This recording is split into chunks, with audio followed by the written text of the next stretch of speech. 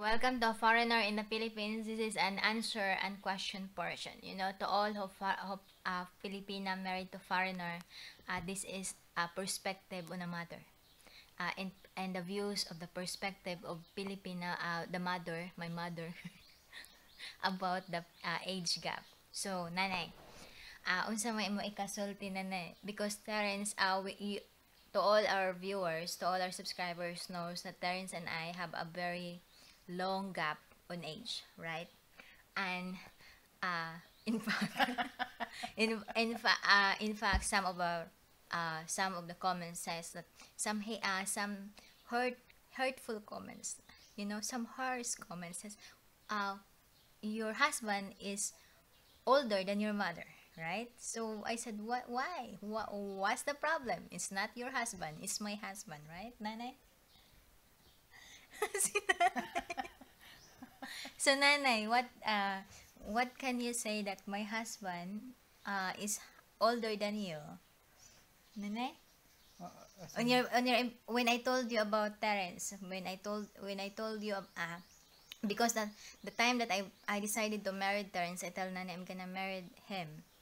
So Nanay just said okay. So she's supportive, but I want from her heart what's her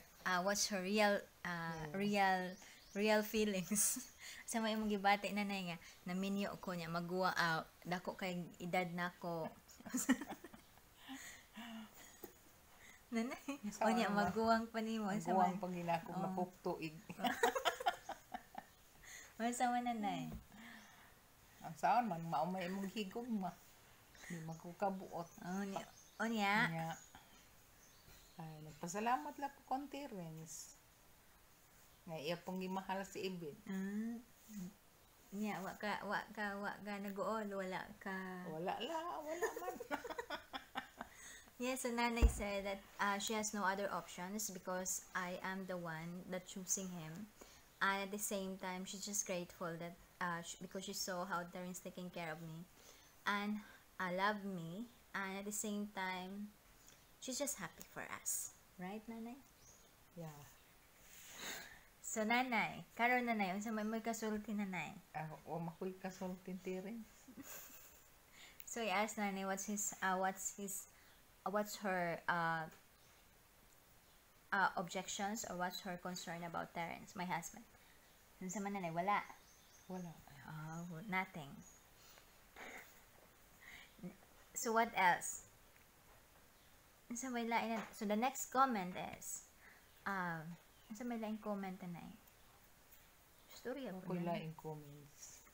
Tungod kay si Terence may pagbatasan. Wala ko ikasulti parti niya. Tungod kay buutan mas yang pagkabanan Ibid. Wa na nako bayari si Nanay ha.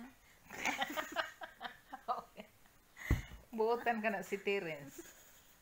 Jagin say pero ambot lang sa uban tan-aw nila kung say kasulti nila pero para nako buutan si Terence nga pagkabanan Ibid. Mapinanggaon siya. Bisan to muralag yang apo. Yes, the Nanay said that what she can said is Terence is a good man and she has no objections and she has nothing bad words towards Terence. Although I'm just like her granddaughter, that's what she said. But we are now, what do you call that? On the age of Terence, he's around next, I think by July, July. He is 80 years old, but he looks younger because he's healthy. He has no vices.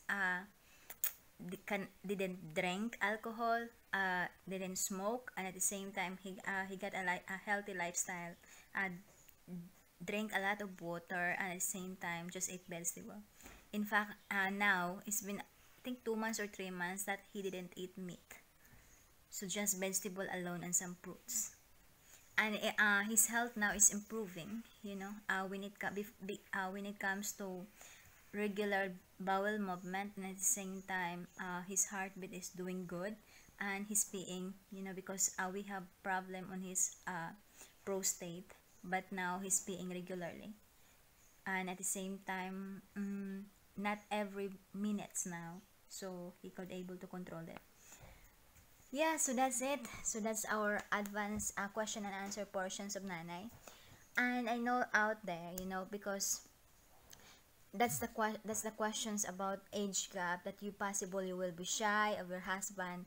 Although at first I'm shy to tell the world, to tell our neighbors, or to tell someone else that I know about the age of my husband, which is normal at the beginning. But now I'm okay with it, because it's a matter of acceptance, and it's a matter of deadma, deadma. It's about who cares.